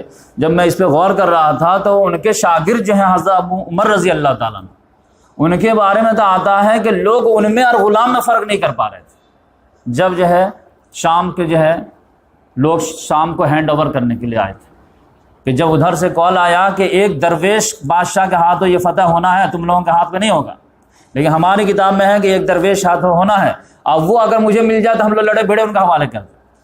تو فوراً ابو عبیدہ بن جراح نے ایسے کال کیے ہیں، اب بولیں کہ آپ آ جائیے، ہمارے پاس ہے درویش، اور ایک غلام، ایک اونٹ اور ایک خلیفہ۔ چل دیے، اور پتہ چلا کہ بیت المال کا مسئلہ تھا، لہذا تام جھام کوئی ضرورت نہیں، ایک اونٹ، اور 1 کلومیٹر یہ چلتے تھے، 1 کلومیٹر یہ چلتے تھے، اور کہتے کہ 1 کلومیٹر میں اونٹ پہ بیٹھوں گا، تم پیدل چلو گے، اور دوسرے کلومیٹر پہ تم بیٹھو گے، میں چلوں گا۔ اتفاق کی بات یہ تھی کہ آخری منزل جو آنے والی تھی، جو شام کے لوگ جو بہت سویلائزڈ مانے جاتے تھے، اس میں جو ہے قسمت سے جو ہے وہ غلام کا نمبر آ گیا بیٹھنے کا، اور حضرت عمر رضی اللہ کا آ گیا اس کا، وہ تو جو ہے شرما کر کے جو ہے بالکل مر گیا۔ کہا کہ امیر المومنین ایسا مت کیجیے، اتنا انسلٹ مت کیجیے، یہ سارے مسلمان دیکھیں گے تو مجھ کو جو ہے کتنا بات سنائیں گے کہ تم کو بولے بھی تو تم مان ہی گئے، میں تو نہیں بیٹھوں گا۔ انہوں نے ڈانٹ کے کہا دورن، باری تمہاری، بیٹھو تم۔ اب پھر ابو عبیدہ بن جراح جو ہے کہیں پہ پانی آ گیا تھا تو جوتا بھی نکال لیے تھے، تو جوتا ہاتھ میں دونوں، اونٹ کا مہاڑ پکڑے ہوئے، اب پتہ چلا اوپر غلام بیٹھا ہوا، اس طرح انٹری لیے ہیں۔ تو یہ مسلمان کی چیخیں نکل گئی کہ اللہ کے واسطے کم سے کم جو ہے یہ متمدن شہر ہے، سیولائز شہر ہے، ویل کلچرڈ شہر ہے، یہاں تھوڑا لباس تو بدل لیجئے، تھوڑا ٹھیک ٹھاک تو ہو جائیے، ان کو ہم کیا دکھائیں گے ہمارا خلیفہ اس طرح ہے۔ لیکن وہاں پہ جو انہوں نے ہسٹوریکل جملہ کہا، وہ سب کا دماغ ٹھیک کر دیا۔ کہا کہ ابو عبیدہ کیا تم سمجھتے ہو، ہماری عزت اسلام کی وجہ سے یا کپڑے کی وجہ سے؟ اسلام کی وجہ سے، تو اسلام ہمارے دل میں بھرپور ہے، اور یہ اسلام کا سمبل دیکھو، سید القوم خادمہم، قوم کا سردار قوم کا خادم ہوتا ہے۔ یہ بولنے میں تو بہت اچھا لگتا ہے، پریکٹیکل کر کے کوئی دکھایا دنیا میں آج تک؟ اگر پریکٹیکل نہیں کر پاؤ گے تو لوگ کہیں گے ہاں بہت اچھی پوئٹری ہے، لیکن یہ پاسبل نہیں ہے۔ لیکن محمد صلی اللہ علیہ وسلم بھی کر کے دکھائے، اور ان کے خلفاء بھی کر کے دکھائے، تب جا کر کے کہ ہاں سید القوم خادمہم، یہ جو ہے پریکٹیکل پاسبل ہے، اور خلیفہ راشدین وغیرہ کیے ہیں، ورنہ بادشاہ لوگ تو پھر ان کا جنازہ نکالتے ہیں۔ تو اس طرح محمد صلی اللہ علیہ وسلم قباء میں پہنچے۔ اب وہاں بھی جو ہے 3 دن رہے، سوموار کو پہنچے ہیں، سوموار، منگل، بدھ، جمعہ، 4 دن رہے۔ اب 5ویں دن جمعہ کے دن نکلے۔ اب 4 دن کیوں ویٹ کیے؟ اب یہ میرے حساب سے جو ہے آپ سمجھیے کہ ایک کا انتظار تھا۔ اب وہ کن کا انتظار تھا؟ حضرت علی رضی اللہ تعالیٰ عنہ، کیونکہ محمد صلی اللہ علیہ وسلم علی رضی اللہ تعالیٰ عنہ کو بول دیے تھے کہ تم میرے بستر پر لیٹ جاؤ، میری چادر اوڑھ کر کے، کل جو ہے تم کیا کرنا، جتنی بھی امانتیں ہیں ان کو دے دینا، اور پھر جو ہے آ جانا۔ لیکن اتفاق کی بات ہے کہ ان کے پاس گھوڑا اونٹ کچھ بھی نہیں تھا، تو پورا پیدل سفر کیے، 450 کلومیٹر پیدل سفر کیے ہیں۔ لہذا محمد صلی اللہ علیہ وسلم کو پہنچنے میں جتنا ٹائم لگا اس سے 3 دن زیادہ ان کو لگ گیا۔ اور پھر مجھے اندازہ آتا ہے محمد صلی اللہ علیہ وسلم انہیں کا ویٹ کر رہے ہوں گے، کبھی نہیں آیا، اچھا آج نہیں، کل نہیں۔ تو 4 دن جو ہے محمد صلی اللہ علیہ وسلم کلثوم بن ہدم کے یہاں رہے، اور جب وہ آ گئے 3 دن کے بعد جمعرات کو، تو محمد صلی اللہ علیہ وسلم جمعہ کو کہیں کہ اب ہم یہاں سے جائیں گے، اور جائیں گے تو بولے کہ ہمارے ننیال والوں کو خبر کر دو کہ ہمارے بنو نجار ان کا ننیال تھا۔ اب بچے کنفیوز ہوتے ہیں کہ ننیال کہاں تھا، بی بی آمنہ تو جو مکے کی تھی تو ننیال کیسے ہو گیا؟ تو ننیال جو ہے آپ سمجھ جائیے کہ عبد المطلب کا ننیال تھا۔ وہ میں شروع لیکچر میں جو برتھ والا جو لیا تھا، تو ہاشم جو ہے مدینہ شام جاتے جاتے شادی کر لیے تھے، اور وہیں جو ہے عبد المطلب پیدا ہوئے تھے، تو ان کا ننیال تھا۔ تو دادا کا ننیال، باپ کا ننیال، باپ کا ننیال، پوتے کا ننیال۔ تو اس طرح محمد صلی اللہ علیہ وسلم وہ ریلیشن مینٹین کر رہے تھے، اتنے دور کے ریلیشن کہ ہمارے ننیال والے بنو نجار، اور ہمارے ماموں لوگ یہاں پہ رہتے ہیں، تو اس لحاظ سے ان کو اطلاع دے دو، اور محمد صلی اللہ علیہ وسلم ان کی دلجوئی کرنا چاہتے تھے اور حوصلہ افزائی کرنا چاہتے تھے، لہذا وہ لوگ جو ہے ہتھیار باندھ کر کے آ گئے۔ محمد صلی اللہ علیہ وسلم جو جمعہ کے دن صبح سویرے نکلے ہیں قباء سے، تو بنو عمرو بن عوف کے خاندان میں ٹھہرے تھے، لیکن جیسے دور نکلے ہیں تو دوسرا خاندان کا ایریا پڑ گیا، اور وہ خاندان تھا بنو سالم بن عوف۔ بنو عمرو بن عوف میں 4 دن ٹھہرے، پھر بنو سالم بن عوف کے محلے میں جیسے پہنچے ہیں کہ جمعہ کا وقت ہو گیا۔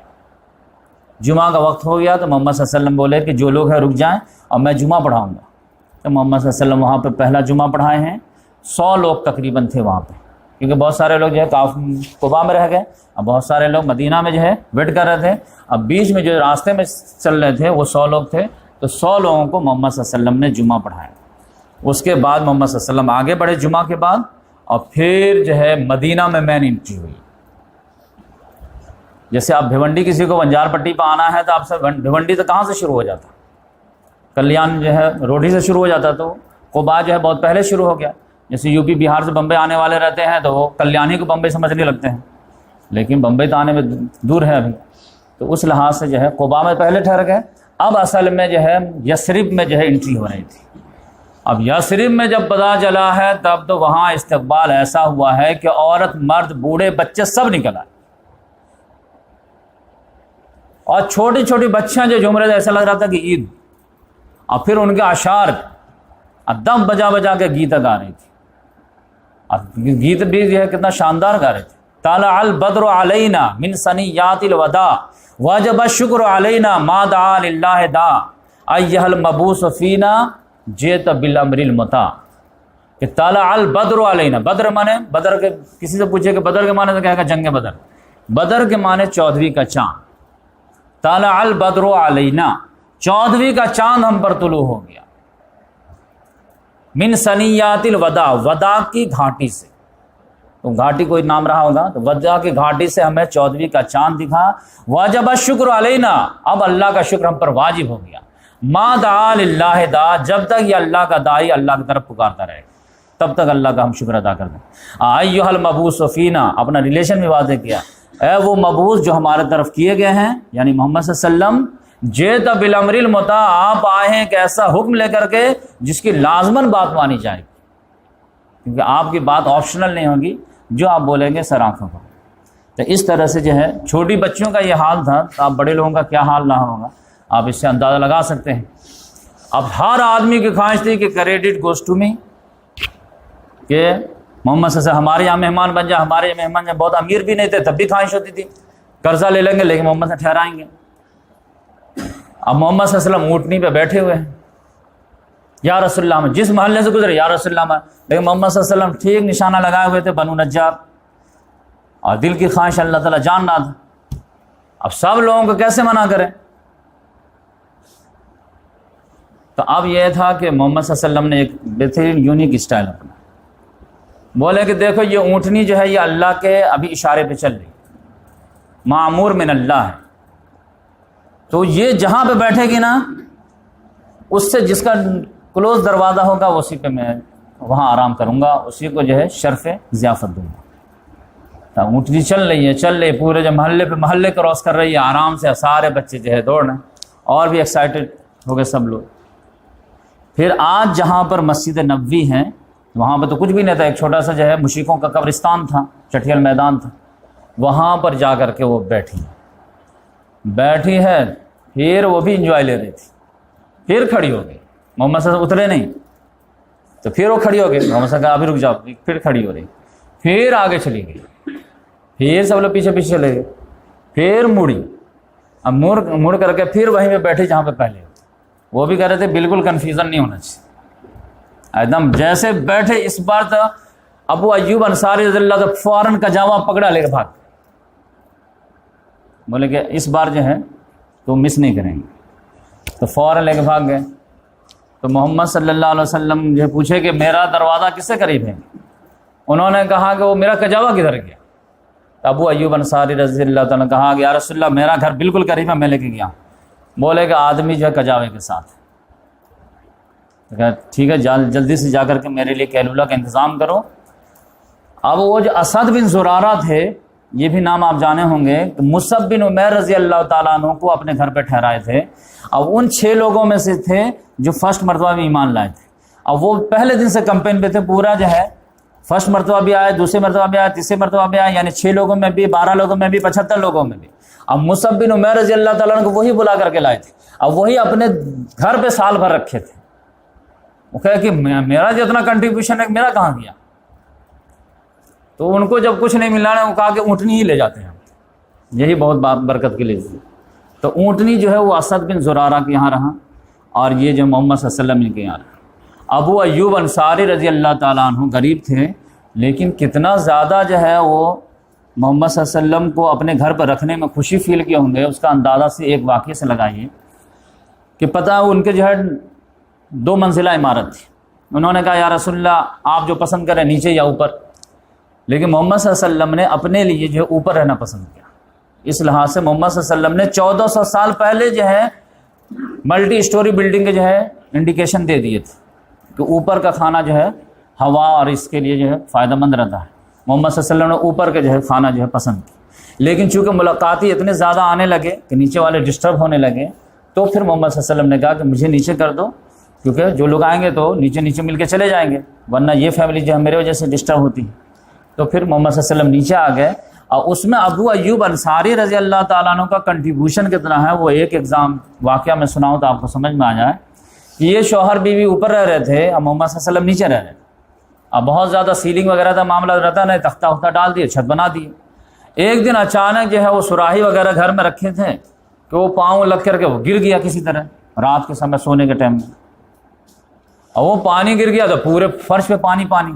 اب اس کو معلوم تھا کہ پانی اب نیچے ٹپکے گا، اب محمد صلی اللہ علیہ وسلم کو تکلیف ہوگی، تو اب یہ دونوں شوہر بیوی کے پسینے چھوٹنے لگے سردی میں۔ کہہ رہے ہیں کیا؟ تو جو ہے جتنا بھی اویلیبل کپڑا تھا، رضائی کمبل جو بھی، سب سے جب پانی کو سکھا دی جلدی سے، 1 سے نہیں ہوا تو 2، 2 سے نہیں ہوا تو 3، 3 سے نہیں ہوا تو 4، لگا کر کے کسی طرح سن، یہاں تک پانی تو سوکھ گیا، لیکن رات میں ان کے لیے اوڑھنے کے لیے کچھ نہیں رہا۔ تو پوری رات جو ہے یہ لوگ سردی میں جو ہے ٹھنڈی کاٹ کے رہے، لیکن محمد صلی اللہ علیہ وسلم کو جو ہے ایک ڈراپ پانی گرنے نہیں دیے۔ یہ سب محبت کے ثبوت ہوتے ہیں۔ تو اس طرح محمد صلی اللہ علیہ وسلم 6 مہینے تک جو ہے حضرت ابو ایوب انصاری رضی اللہ تعالیٰ عنہ کے گھر پہ رہے، اور پھر اس کے بعد جو ہے آگے بڑھے۔ اور یہ ابو ایوب انصاری آپ سمجھیں گے کہ صرف محمد صلی اللہ علیہ وسلم کے ضیافتی میں اتنے آگے تھے۔ ابھی ایک واقعہ آپ کو سناؤں گا تو آپ جو ہے جو ہم کو دیکھنے والے ہوں گے ان کا بھی جو ہے فوراً جو ہے 14 طبق روشن ہو جائیں کہ صحابی کا مطلب کیا ہوتا تھا اور نبی کا مطلب کیا ہوتا تھا۔ یہی ابو ایوب انصاری صحابی ہیں کہ محمد صلی اللہ علیہ وسلم کے ساتھ ہر غزوات میں ہر چیز میں شریک ہوتے رہے۔ یہ نہیں کہ کھانے پلانے ہی میں یہ معاملہ تھا، یہاں تک کہ صرف محمد صلی اللہ علیہ وسلم نے ایک حدیث بیان کر دی کہ کیسر کا شہر قسطنطنیہ، اس پر جو میرے امتی میں سے پہلا لشکر ہوگا اس کی مغفرت ہوگی۔ ایک حدیث پیشن گوئی کر دیے کہ میری امت بڑھے گی، لیکن کیسر کے جو شہر قسطنطنیہ ہے اس کو جو فتح ہونے میں ٹائم لگے گا، تو میرا جو سب سے پہلا لشکر اس پر ٹرائی کرے گا تو اس لشکر کی مغفرت اللہ تعالیٰ کی طرف سے۔ اس کریڈٹ کو لینے کے لیے ابو ایوب انصاری رضی اللہ تعالیٰ عنہ پوری لائف جو ہے شامل ہوتے رہے،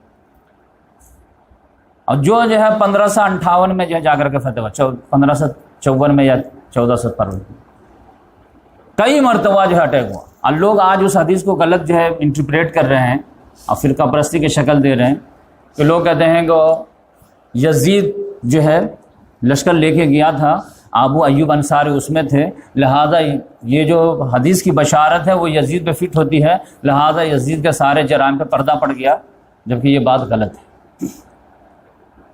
یزید نو ڈاؤٹ جو ہے اس لشکر کا امیر تھا، اور جس لشکر کا امیر یزید تھا اس میں ابو ایوب انصاری رضی اللہ تعالیٰ عنہ کا انتقال ہوا ہے 54 ہجری میں۔ اور جبکہ محدثین اور تمام جو ہے صحابہ کرام اس بات متفق ہیں کہ ابو ایوب انصاری رضی اللہ تعالیٰ عنہ مسلسل جو مہم میں شامل ہوتے رہے یہاں تک کہ ان کا انتقال ہوا ہے یزید والے لشکر میں۔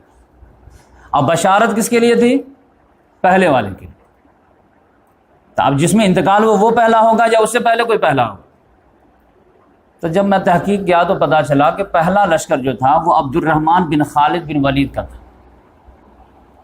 اور یہ جو یزید والا جو لشکر تھا یہ آخری لشکر تھا جس میں ابو ایوب انصاری رضی اللہ تعالیٰ عنہ انتقال کیے ہیں۔ اور آج آپ کسی بچے سے پوچھئے، کسی بڑے عالم سے پوچھئے کہ ابو ایوب انصاری رضی اللہ تعالیٰ عنہ جو ہے میں مدینہ میں قبر کدھر ہے مجھے بتائیے، تو کہاں ملے گا آپ کو؟ ان کے قبر کے لیے آپ کو جو ہے ترکی جانا پڑے گا، وہاں وہ شہید ہوئے تھے، اور جب فتح نہیں ہوا تو کہا کہ جہاں تک تم کو پاسبل ہو قسطنطنیہ کے دیوار تک لے جا کر کے مجھے دفن کرو، لیکن مجھے ہے ادھر دفن نہ کرو۔ تب آپ سمجھیے، اب کوئی بھی انگریز آپ کو سوال کر دے کہ یہ ابو ایوب انصاری کی جو قبر یہاں پہ کیوں ہے، کیوں آئے تھے یہاں پہ؟ تجارت کرنے آئے تھے یا اخلاق بانٹنے آئے تھے یا کیا کرنے آئے تھے بتائیے؟ تو آپ سمجھ جائیے کہ آپ جو ہے جہاد اور قتال کو صحیح سے ڈیفائن نہیں کریں گے، آپ جو ہے طرح طرح جگہ پہ پھنسیں گے، آپ اپنے بچوں کو منہ غصہ کر کے بند کر دیں گے، لیکن اگر اس کا جو ہے مین تھیم نہیں پکڑیں گے تو آپ کہیں پہ بھی اسلام کو جو ہے ڈیفینس نہیں کر پائیں گے صحیح آنیسٹلی، کہ حق کی تلوار جو ہے وہ ظالم کا خنجر نہیں ہے، ڈاکٹر کا نشتر ہے، اور حق کی تلوار ہی کو بدنام کر دیا گیا۔ تو اس لحاظ سے وہ جو بدنام کر دیا اسی فارمولے کو آپ آگے بڑھائیں گے تو کبھی جو آپ کامیاب نہیں ہوں گے۔ آپ کو اپنا جو ہے ایم سیٹ کرنا پڑے گا، ورنہ انڈیا کے میں ہسٹری پڑھ رہا تھا ابھی، میں دیکھا جو ہے جو بادشاہ جو اسلام کا سب سے بڑا غدار تھا، جس نے اسلام کی جڑ کھودنے میں کوئی کسر نہیں چھوڑا، وہ ہمارے یہاں مغل اعظم ہو گیا۔ آج جس نے کچھ نہ کچھ اسلام کا بھرم رکھا وہ سب سے بڑا نیوٹرس پرسنالٹی ہو گیا۔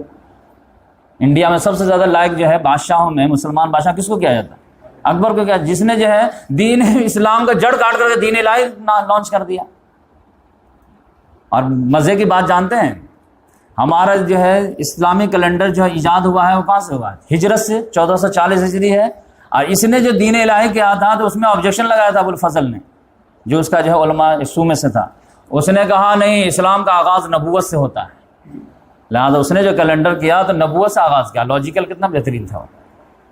تو اس لحاظ سے جو ہے آپ سمجھیے کہ غیروں کے جو سیٹ کیے ہوئے اگر جو اصول کا آپ لے کے آگے بڑھیں گے کبھی اسلام کی ترجمانی نہیں کر سکیں گے۔ غیر تو اتنا ہے کہ جو سب سے زیادہ اسلام کا جڑ کھودنے والا تھا اس کو مغل اعظم کہتا ہے، اور جو کسی نہ کسی حد تک اسلام کو پاس و لحاظ کیا وہ سب سے زیادہ بیکار ان کے یہاں ہیں۔ تو ان کے فارمولے پر جو ہے آپ علم کو نہیں آگے بڑھا سکتے، آپ کو اپنا علم ڈیفائن کرنا پڑے گا کہ ہم جہاد کس کو مانتے ہیں، قتال کس کو مانتے ہیں، اللہ کے راہ میں اسٹرگل کیا ہے، سنت کیا ہے، اخلاق کیا ہے۔ اخلاق تم جو کہتے ہو وہ نہیں ہوتا ہے، اخلاق جو قرآن کہتا ہے وہ اخلاق ہوتا ہے۔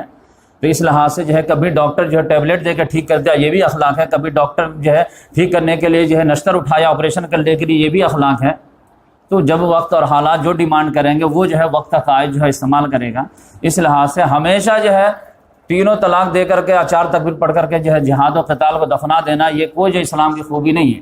آپ ڈیرنگ کے ساتھ ڈیفائن کیجیے، اور ہمت نہیں تو مت کیجیے، کہیے کہ ہم سے نہیں ہوگا ہم دوسرا کریں، لیکن وہی وہ آدمی جو ہے جہاد و قتال کے آیات کو ڈیفائن کرنے آئے جس کے اندر کم سے کم حوصلہ ہو، ہمت ہو، ورنہ جو ہے کہ اسلام کو بدنام نہ کرے، ورنہ ایک جگہ جو ہے آپ بچیں گے دوسری جگہ پھنسیں گے، دوسری جگہ بچیں گے تیسری جگہ پھنسیں گے، اور کہیں نہیں بچ پائیں گے۔ اس لیے ابو ایوب انصاری رضی اللہ تعالیٰ عنہ کی قبر مبارک ابھی جو ان کا مزار ہے وہ قسطنطنیہ ترکی میں، آج استنبول میں ہے، اور لوگ جاتے ہیں اور لوگ وزٹ کرتے ہیں۔ تو محمد صلی اللہ علیہ وسلم وہاں پر جو ہے 6 مہینہ رہے۔ اتنے ہی 6 مہینوں میں 3 بڑے کام محمد صلی اللہ علیہ وسلم کر لے۔ 3 بڑے کام میں سے سب سے پہلے محمد صلی اللہ علیہ وسلم نے مسجد نبوی کی تعمیر کی۔ مسجد نبوی جو ابھی ہے اب تو بہت زیادہ پھیل گئی ہے، لیکن اس وقت جو چھوٹی سی 100 بائی 100 کے بنائی گئی تھی اس میں جو ہے 2 یتیم بچوں کی تھی مسجد، سہل اور سہیل، 2 یتیم بچے تھے۔ وہ دونوں بچے جو ہے دیکھیے اتنا زیادہ محمد صلی اللہ علیہ وسلم کا آؤ بھگت ہے تو فری میں دینے کے لیے تیار ہو، لیکن محمد صلی اللہ علیہ وسلم نے کہا نہیں ہم قیمت ادا کریں گے، تم دے دو بیٹا اور یہاں پہ ہم مسجد بنائیں گے لیکن تم اپنی پوری قیمت لے لو، تمہارے جذبات سے ہم کھلواڑ نہیں کریں گے۔ تو ان کو قیمت ادا کیے۔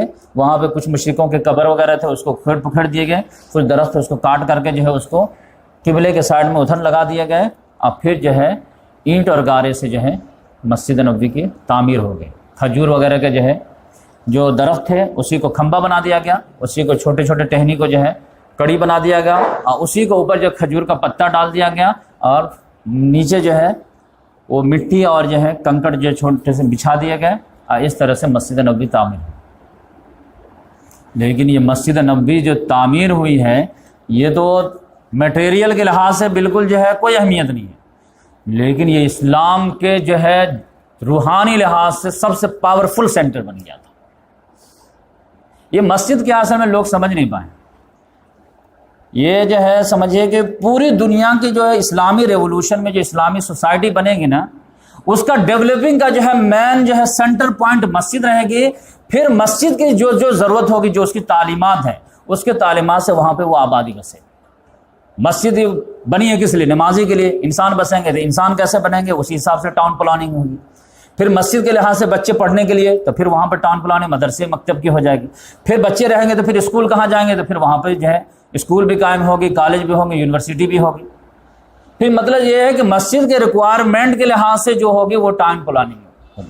اور محمد صلی اللہ علیہ وسلم نے اسی کو بیس بنایا، اور پھر یہاں سے ٹاؤن پلاننگ۔ ہمارے یہاں پہلے پلاننگ کر لیتے، بیچ میں مسجد جو ہے پارکنگ میں گھسا دیتے، اور وہ بھی جو ہے فرقہ پرستی کی وجہ سے، مسئلے کی وجہ سے آدھے لوگ کہتے ہیں کہ ایسا ہونا چاہیے تھا، سال ہر سال پڑا رہتا۔ ٹاؤن پلاننگ جو مسلمانوں کی ہوگی، وہ اسلامی سوسائٹی جو ہوگی، وہ مسجد پہلے طے ہوگی، پھر اس کے حساب سے جو ہے سارے چیز ہوگی کہ مسجد کے ایک ہی طرف جو ہے آبادی نہ بڑھ جائے بلکہ بیلنسنگ میں بڑھے۔ اور پھر یہ ہے کیا چیز اصل میں؟ مسجد اصل میں جو آپ کا کلمہ ہے نا، اس کا پریکٹیکل اظہار ہے۔ آپ کا کلمہ کیا ہے؟ لا الہ الا اللہ محمد رسول اللہ، یہی ہے نا کلمہ، کہ ہم اللہ کے علاوہ کسی سے نہیں ڈرتے، ہم اللہ کے علاوہ کسی کے سامنے نہیں جھکتے، ہم اللہ کے علاوہ کسی کی بات نہیں مانتے، کسی کے قدر نہیں کرتے، کسی کے لفٹ نہیں دیتے، ہماری نگاہ میں کوئی اہمیت نہیں ہے، بادشاہ کے بھی مکھی سے زیادہ اہمیت نہیں ہے، چاہے جائے کوئی دوسرا آدمی کیا بولے گا۔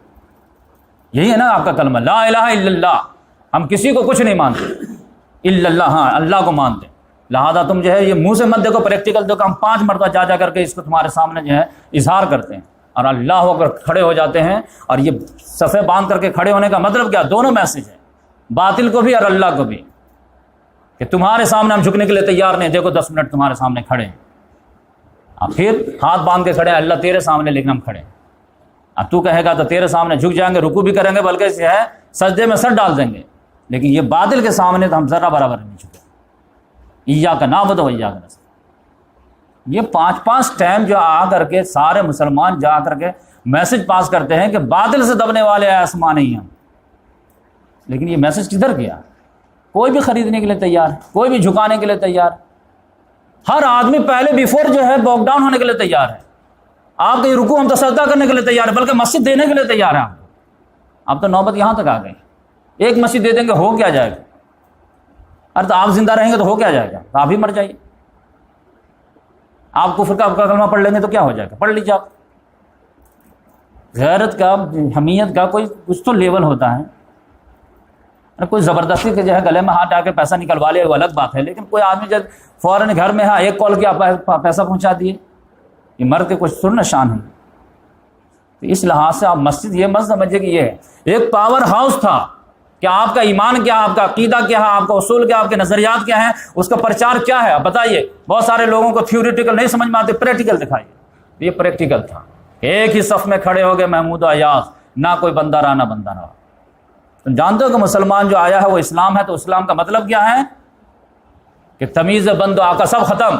اب یہ کہنے میں تو بہت اچھا لگتا ہے، پریکٹیکل دکھا سکتے کیا؟ پریکٹیکل دیکھو نماز میں، جس نے مسجد بنوائی ہے وہ لیٹ آئے گا تو گیٹ کے باہر کھڑا ہو، اور گیٹ کا بھکاری ہے لیکن وہ جمعہ میں پہلے آ گیا تو پہلے سب میں رہے گا۔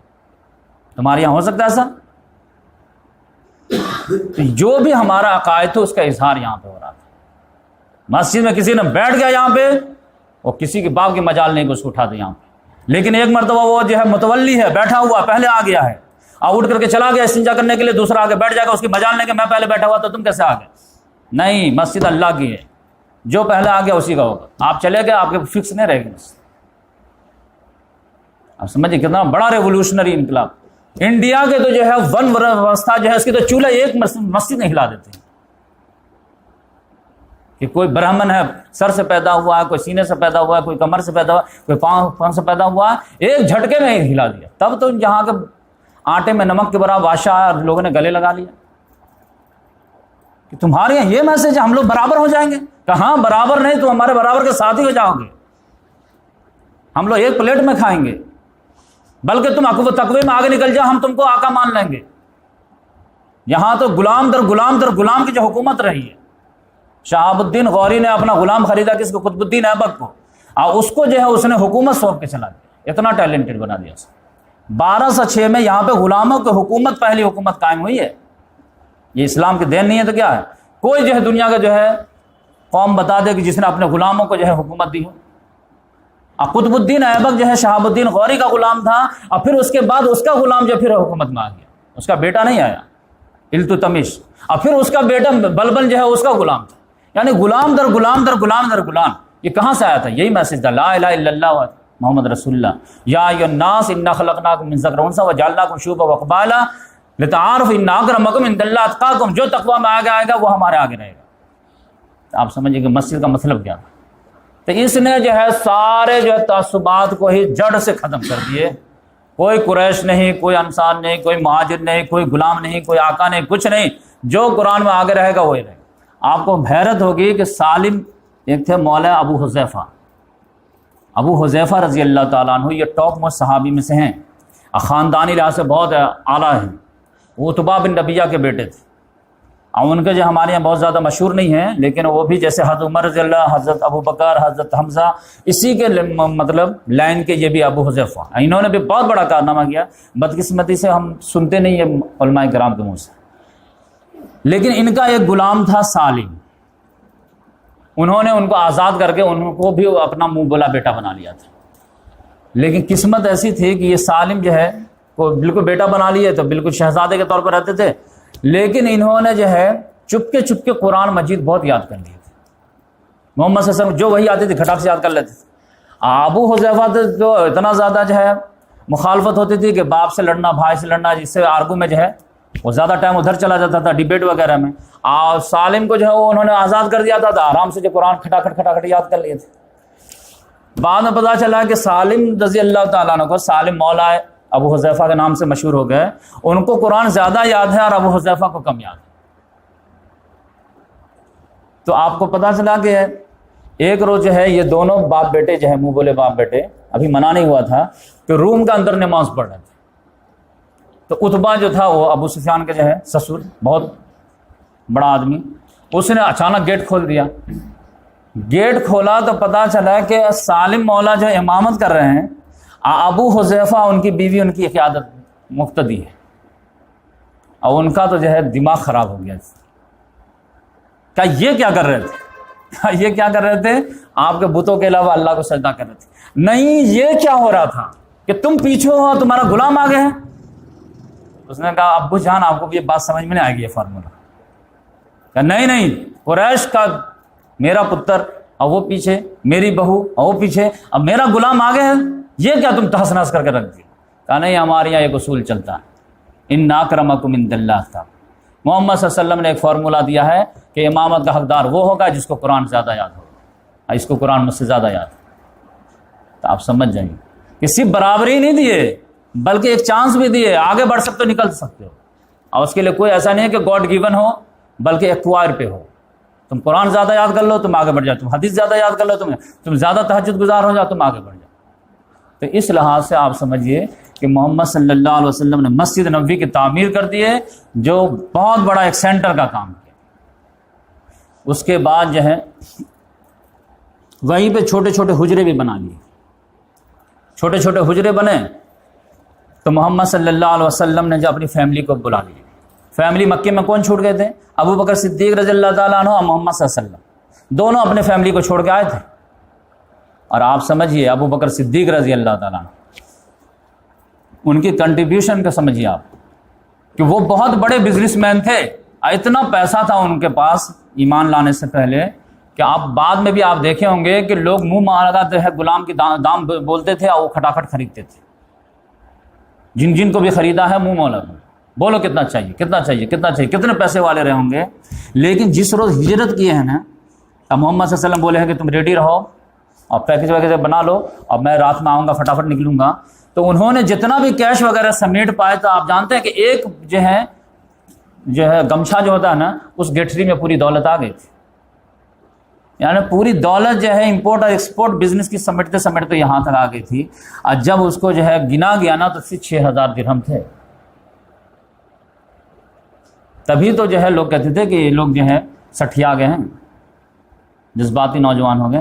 دشمن کو تو سمجھ میں نہیں آتا تھا کہ کون سے جو عقل مند لوگ یہ اپنی جڑ کھودتے رہتے. باپ نے کہا، اب بیٹی وغیرہ کی تربیت کیسی کی تھی آپ کو پتا ہے؟ اسی لیے میں تو کرائٹیریا ہی بنا دیا ہوں کہ کوئی بھی دائی کو ناپنے کا سب سے بڑا تھرمامیٹر میں دیکھتا ہوں کہ یہ دیکھنے کوشش کرو کہ اپنے بچوں کو کیا بنا رہا. اپنے آپ کو دیندار بننا، اپنے بیٹے کو MBBS بنا رہا، بنا نمازی کا، سمجھ جائیے کہ دھوکہ دے رہا. سب آدمی اپنے بعد جو سب سے زیادہ جو کیئر کرتا ہے وہ اپنے بچوں کرتا ہے. اگر اس کو معلوم ہے کہ نماز پڑھے بغیر میرا بچہ مر گیا تو جہنم میں جائے گا، اور اس کو یقین ہے تو کبھی اس کو جو سویا ہوا نہیں چھوڑے گا. ایک اسکول جب مس نہیں کرنے دیتا ہے، پانی چھڑک کر کے مار پیٹ کر کے کسی طرح جب بہلا پھسلا کے اٹھا دیتی ہے ماں، تو اس کو جو معلوم ہے کہ نماز چھوڑنے سے جو جہنم میں جائے گا، تو کیسے چھوڑ دے گی وہ؟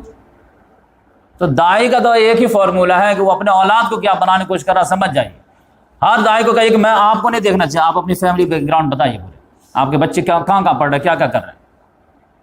ان کو جب دیکھے گا، ہاں اولاد کو، جیسے ڈاکٹر اسرار صاحب 4 بیٹے ہیں، چاروں بیٹے جب درس دیتے نظر آتے ہیں تو دل باغ باغ ہو جاتا. تب لگتا ہے ہاں انہوں نے اپنے مشن کا ساتھی بنایا. شاہ ولی اللہ نے اپنے چاروں بیٹے کو جو ہے اسی لائن میں لگا دیا. تو اس طرح سے جو ہے لوگ رہتے ہیں. خود محمد صلی اللہ علیہ وسلم کو پوری ہے. خود ابو بکر صدیق رضی اللہ تعالیٰ عنہ کو میں بتا رہا تھا، جو بات ادھر گھوم گئی، کہ جب ان کے والد ابو قحافہ نے کہا کہ بیٹا کچھ بھی چھوڑا کہ نہیں ہمارا بیٹا، سب لے گیا کیا اٹھا کر کے، تو دونوں بچی اتنی چالاک تھی کہ وہ لائی اینٹ اور پتھر وغیرہ سمیٹ کر کے، اور پھر اس کو گمچھا میں باندھی اور اس کو لپیٹ کے، وہ چونکہ نابینا ہو گئے تھے. انہوں نے کہا نہیں ابو جان بہت کچھ چھوڑ کے گئے، یہ دیکھیے دادا جان. انہوں نے ہاتھ اٹھایا، اچھا ٹھیک ہے کوئی بات نہیں، گیا. تو اس طرح سے دادا کو تسلی دی تھی. ورنہ آج کے دور کی بچی ہوتی تو کیا کرتی کہ یہ کون سا دین ہے جو جس میں بیوی بال بچوں کا خیال ہی نہیں. 2 چھوٹی چھوٹی بچیوں کو چھوڑ کے چلے گئے. یہ کون سے دین کا طریقہ؟ بیوی بال بچوں کا حق نہیں کیا، ان کا حق نہیں کیا، ان کا حق نہیں کیا. تو کیا ابو بکر صدیق کو معلوم نہیں تھا؟ خالی آج ہی کا علماء کرام کو معلوم ہے، یا آج ہی کا جو ہے لوگوں کو معلوم ہے کہ دین جب مغلوب ہونا تو کسی کا کوئی حق ہے ہی نہیں. کسی کے گھر میں آگ لگ جائے آپ کو سونے کا حق ہے؟ کسی کے یہاں آدمی جو ہے پیٹ میں درد سے مر رہا ہو اور آپ کا آرام کا حق ہے؟ جب دوسرے کو پریشانی آ جاتی ہے تو دوسرے کا حق جو کم ہو جاتے ہیں. جب دین جو ملیا میٹ ہو رہا، دین جو کارنر ہو رہا، دین کو پوری جگہ سے جنازہ نکالا جا رہا، اور آپ کہہ رہے ہمارا سارا حق ہے، تو پھر اس کا حق کون دلائے گا؟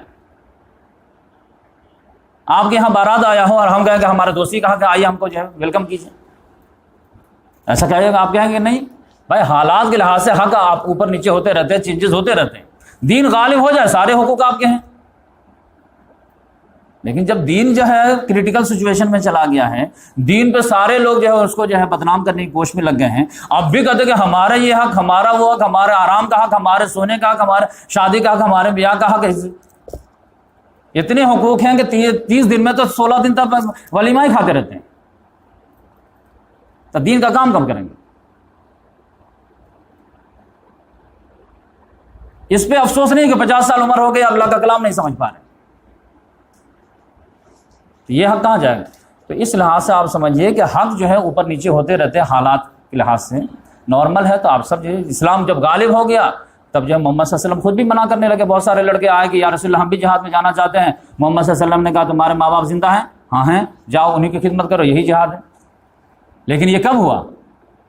جب دین غالب ہو گیا تب ہوا. شروعات میں تو جو جس کے پاس جو ہے سب جھونک دو. تو ابو بکر صدیق رضی اللہ تعالیٰ عنہ پوری بچیوں کو ابو جہل کے رحم و کرم پہ چھوڑ کے آ گئے تھے. تماچا مارا تھا کہ نہیں مارا تھا؟ محمد صلی اللہ علیہ وسلم اپنی 2 جوان بیٹیوں کو چھوڑ کر کے نکل گئے. اب پھر جب محمد صلی اللہ علیہ وسلم جو ہے کچھ دن سیٹل ہو گئے ہیں، تب محمد صلی اللہ علیہ وسلم نے ابو بکر صدیق رضی اللہ عنہ بیٹا عبداللہ بن ابو بکر، وہ جو ہے جب اپنی فیملی کو لے کر کے آ رہے تھے، حضرت عائشہ کو، حضرت اسماء کو، تو محمد صلی اللہ علیہ وسلم نے کہا کہ میری فیملی کو بھی بولو کہ لیتے آئے. تب پھر حضرت فاطمہ، حضرت ام کلثوم، کیونکہ رقیہ تو حبشہ گئی ہوئی تھی اپنے شوہر کے ساتھ، عثمان رضی اللہ تعالیٰ عنہ. اور زینب کو جو ان کا شوہر ابو العاص تھا وہ آنے نہیں دیا، تو وہ جنگ بدر کے بعد وہ آئے. تو یہ دونوں، اور پھر اسامہ بن زید رضی اللہ تعالیٰ عنہ کے جو بیٹے تھے وہ، اور ام ایمن جو ماں کے درجے میں خادمہ تھی، تو وہ یہ پوری ہول فیملی آ گئی ہے مدینہ. اور پھر جو ہے مسجد نبوی کے کنارے کنارے حجرہ بنا دیا گیا تھا، اور اسی میں جو ہے ٹھہرے. اور حضرت سودا رضی اللہ تعالیٰ عنہ جس سے محمد صلی اللہ علیہ وسلم کی شادی ہو گئی، تو یہ لوگ یہاں پہ سیٹل ہوئے. اور اس کو بھی حجرہ جو ہے لوگ کہتے ہیں کہ یہ محل تھے اور یہ گھر ہے، تو یہ سمجھ جائیے کہ یہ حجرہ چھوٹا چھوٹا تھا. حضرت عائشہ کہتے ہیں کہ یہ حجرہ کیا تھا، تو ہم لوگ کو بتاؤں، یہ مت سمجھو، یہ حجرہ ایسا تھا جس میں 2 مہینے جو ہے چولہے نہیں جلتے تھے. 2 کالی چیزوں پہ ہم لوگ اتفاق کرتے تھے، ایک کالا پانی اور کالی کھجور. کھجور کھا رہے ہیں ایک ایک، اور وہ بھی کھجور ایسا نہیں کہ 1 کلو کھا رہے ہیں. غزوہ تبوک میں کھجور جو ہے، ایک کھجور 3 مجاہد کے حصے میں آتے تھے. تو کہتے کہ 2 کھجور مل گئے صبح میں 2 شام میں، بس اب مہینہ نکل جاتا تھا، چولہے نہیں جلتے تھے. یہ دنیا کے سب سے قسمت ترین ہستیوں کا یہ حال. کہتے تھے کہ اس کے جو سائز بتاؤں کتنے تھے، کہ جب ہم جو ہے رات میں سوتے تھے اور محمد صلی اللہ علیہ وسلم تہجد کے لیے اٹھ جاتے تھے، تو محمد صلی اللہ علیہ وسلم اپنی جگہ پہ بستر پہ جو ہے قبلہ اگر اس ڈائریکشن میں ہوتا تھا تو جو ہے ہمارے جو ہے پاؤں کے سامنے کھڑے ہو جاتے تھے. اور پھر جب سجدہ کرنے کی نوبت آتی تھی تو مجھے اشارہ کرتے تھے، تو میں جو ہے پاؤں سمیٹ لیتی تھی، اور پھر محمد صلی اللہ علیہ وسلم لانگ سجدہ کرتے تھے.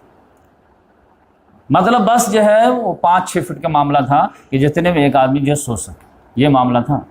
آج کے دور میں کسی بھی نوجوان سے بات کیجیے، دل پہ جا کے دستک دیجیے گا، کہتے مولانا مجھے جو سر مجھے تو مال کی محبت ہے ہی نہیں دل میں، مجھے تو پیسے سے کوئی محبت ہے جیسے آپ بتاتے ہیں، بس یہ کیا ہے کہ بس ایک گھر ہو جائے، وہ گھر کیا وہ محل ہو جائے. اور پھر جو ہے گھر ہے بنگلہ ہے تو گاڑی بھی ہو جائے، بچی کی شادی ہو جائے، یہ ہو جائے. پتہ چلا کم سے کم 1 کروڑ کا پروجیکٹ آپ کو دکھا دیں، تو اب تو اس میں تو کئی لائف لگ جائیں گے 1 کروڑ جمع کرنے. تو پھر آپ دین کا کام کیا کریں؟ آپ نے جو ہے اصل میں آج کے دور میں سب سے بڑا پرابلم یہ ہوا ہے کہ اسٹینڈرڈ آف لیونگ ہی اصل معیار حق بن گیا ہے. اسی کے لیے جینا، اسی کے لیے مرنا، اسی کے لیے دوستی، اسی کے لیے دشمنی، اسی کے لیے بھاگ دوڑ، اسی کے لیے آرام.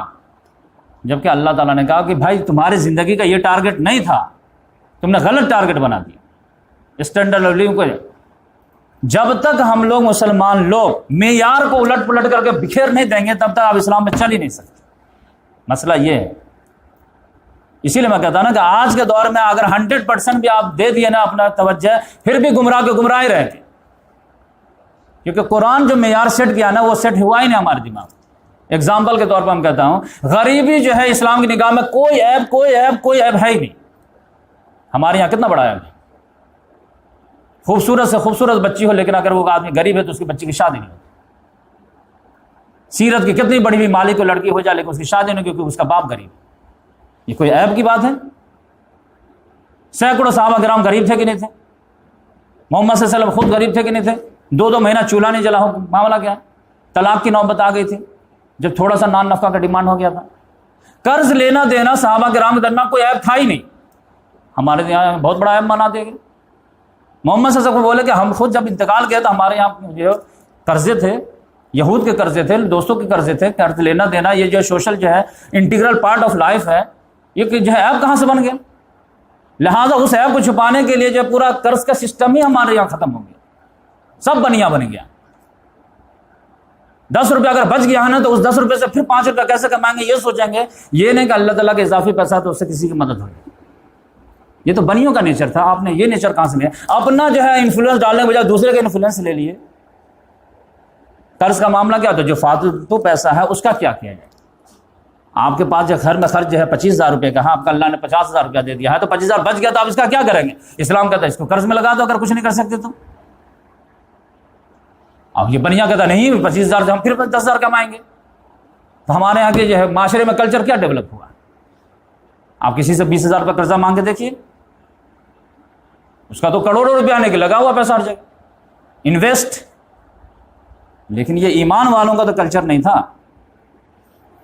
تو اس لحاظ سے کسی کو قرض اگر آپ دیجئے اور بولیے کہ ٹھیک ہے یہ 20,000 میں آپ کو قرض دیتا ہوں لیکن 2 گواہ کے سامنے میں لکھ کر کے دوں گا آپ کیونکہ قرآن میں جو ہے 100% لکھا ہوا کہ گواہ دو، لکھو لکھو لکھو، نہیں ہم کو قرضے نہیں چاہیے، پھر جائیں گے کیوں؟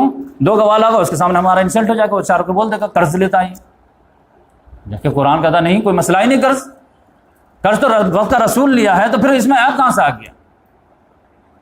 لیکن معاملہ جو ہے کوئی بھی سوسائٹی میں چلے جائے یہ چیز کا چلن ہو جائے تو بھائی کچھ بھی تو کرو، کچھ تو اٹھک پٹک کر دو، کوئی ایک اصول تو جنریٹ کر دو۔ یہ تمام اصول جو غیر مسلموں کے اٹریکشن کا سبب تھے وہ سب کو ہی ختم کر دیے، اور پھر کہتے ہیں کہ اللہ کی طرف آ جاؤ، کیسے آ جائیں گے بھائی؟ تو اس لحاظ سے اللہ تبارک و تعالیٰ سے دعا ہے کہ اللہ تبارک و تعالیٰ اسلام سے جڑنے کی توفیق دیا ہے، تو اسلام کا جو مین سورس ہے قرآن سے اور سیرت سے اور حدیث سے جڑنے کی توفیق دے، تاکہ پھر اس کے ذریعے سے جو گڈ ہے اس کو پروموٹ کرنے کی، اس کو اسٹیبل کرنے کی، اور جو ایول ہے اس کو ایراڈیکیٹ کرنے کی اللہ تعالیٰ توفیق دے۔ تب جا کر کے وہ مدنی معاشرہ کا کم سے کم زیروس کاپی بنے گا، تب جا کر کے لوگ جو اٹریکشن محسوس کریں گے اور پھر یہاں پہ آئیں۔ اگر 4 لڑکی جو مسلمان کو ہو گئی ہے، وہ بھی جو ہے اس کو جو ہے رات کی نیند اڑ گئی ہے، 4 لڑکی ہندو کو ہو گئی ہے، اس کو بھی نیند اڑ گئی ہے، تو وہ اس کو پاگل کتا کاٹا ہے جو وہاں سے جو پھر کر کے ادھر آ جائے اسلام کی طرف، کہ جب یہاں بھی جو ہے شادی کے وہی اصول ہیں۔ وہ کہے گا کہ کم سے کم اپنے ہی جو ہے دین دھرم میں رہیں گے، ہو سکتا ہے وہ جو کوئی جو ہے ادھر ادھر سے آ جائے لڑکا شادی ہو جائے۔ یہاں تو مسلمانوں میں بھی وہی معاملہ ہے کہ 4 لڑکی ہے تو کم سے کم 20 لاکھ روپیہ ہونا چاہیے آپ کے پاس، تو اس لحاظ سے تو پھر اٹریکشن نہیں ہو پائے۔ تو اللہ تعالیٰ سے دعا ہے کہ اللہ تبارک و تعالیٰ ہم تمام کو اسلامی اصول کے غلبے کی کوشش کرنے کی توفیق عطا فرمائے۔ سبحان اللہ بحمدہ، سبحانک اللہم ونشہد ان لا الہ الا انت ونستغفرک ونتوب۔